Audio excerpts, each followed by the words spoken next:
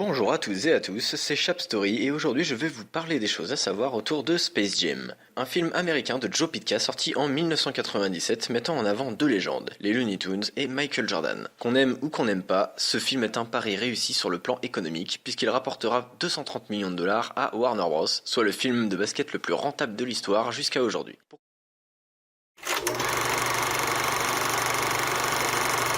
On commence en musique avec la légendaire composition de R. Kelly, I Believe I Can Fly.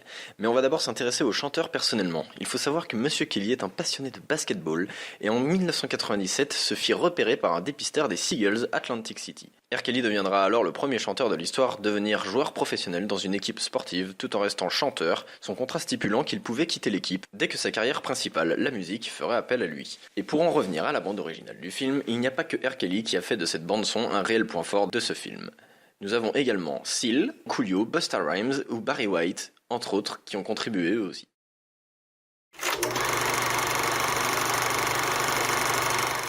On enchaîne avec l'anecdote la plus connue parmi toutes, il y aura bien un Space Jam 2 avec LeBron James.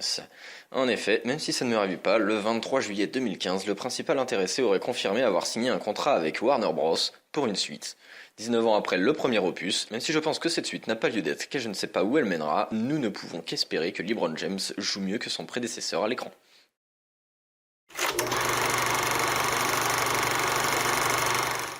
Dans le film, l'équipe s'appelle la Toon Squad. Naturellement, pendant le tournage, cette tenue a été portée par le joueur de basket, et tout ce qui touche à Jordan vaut son pesant d'or. En effet, la tenue a été mise aux enchères le 1er octobre 2015. Sur l'annonce, il est précisé qu'il y a quelques signes d'usure et quelques taches mineures, mais que la tenue est qualifiée de bon état. Eh bien, figurez-vous que pour ne serait-ce que faire partie des enchérisseurs, il aura fallu débuter avec au moins 10 000 dollars. 10 000 putains de dollars. Après, pas si étonnant quand on sait qu'une de ses premières paires a été vendue pour la modique somme de 72 000 dollars l'année dernière.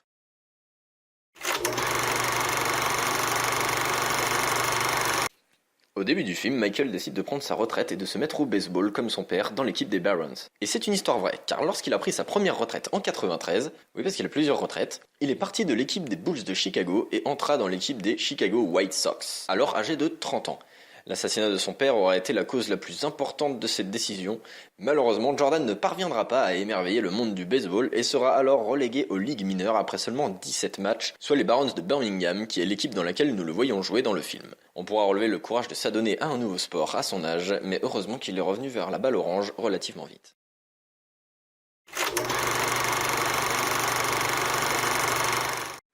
Lors du match de basket opposant la Toon Squad aux Monstars, l'équipe des Toons se retrouve à 4 contre 5 à 10 secondes de la fin du match. Arrive contre toute attente Bill Murray jouant son propre rôle dans le film.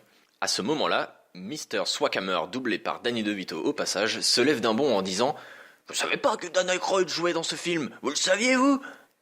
Eh bien merci de l'information, mon très cher Hulk version McDo, mais non, on ne savait pas puisqu'il n'y joue pas. Par contre, c'est un très joli clin d'œil quand on sait que Dan Aykroyd n'est autre qu'un compère de Bill Murray dans le film Ghostbusters où ils jouent ensemble.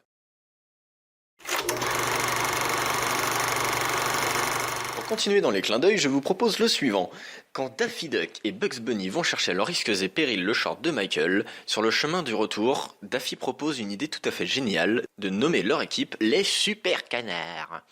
En VO, ça donne les Mighty Ducks, et ce n'est pas n'importe quelle proposition, car cette équipe existe réellement. Les Mighty Ducks de Anaheim ne sont autres qu'une équipe de Ligue nationale de hockey sur glace, créée par Walt Disney Pictures, à la suite du film Les Petits Champions. Aujourd'hui, l'équipe a changé de nom pour être les Ducks d'Anaheim, tout simplement, suite au changement de propriétaire.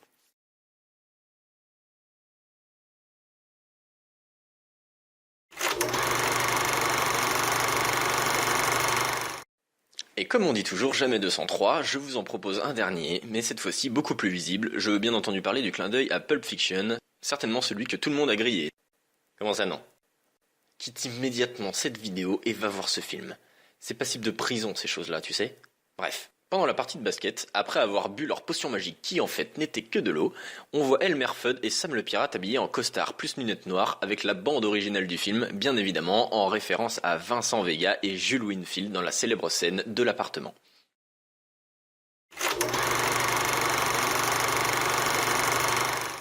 Voici l'anecdote qui m'a le plus surpris. Nous avons affaire ici à un vestige de l'internet. Ceci n'est autre que le site officiel du film créé en 96 et toujours existant sans avoir changé. Cela fait maintenant 20 ans que le site est en ligne, je vous laisse le découvrir en intégralité, le lien sera dans la description, mais attention, je vous préviens, ça peut piquer les yeux.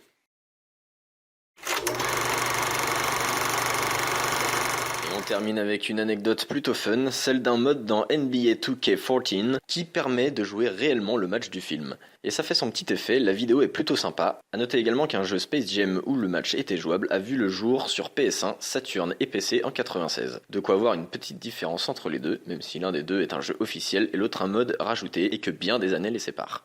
Les liens de vidéos de chaque jeu seront également dans la description de la vidéo. Voilà pour ces 9 choses sur Space Jam, j'espère que le concept vous a plu. Sachez seulement que selon le film, il y aura plus ou moins d'anecdotes. J'ai commencé par un film relativement court pour justement tester ce concept une première fois, car je savais qu'il y en aurait relativement peu. Finalement, il y avait quand même plus à apprendre que ce que je pensais. En tout cas, moi j'adore faire ça, j'apprends plein de choses sur un sujet qui me passionne, c'est-à-dire le cinéma, comme vous l'aurez compris. Je suis ouvert à toute proposition pour le prochain film sur lequel j'enquêterai, donc n'hésitez pas à me proposer vos idées dans les commentaires. Sur ce, je vous souhaite une agréable journée, soirée ou nuit selon l'heure qu'il est, et je vous dis à très bientôt. Love.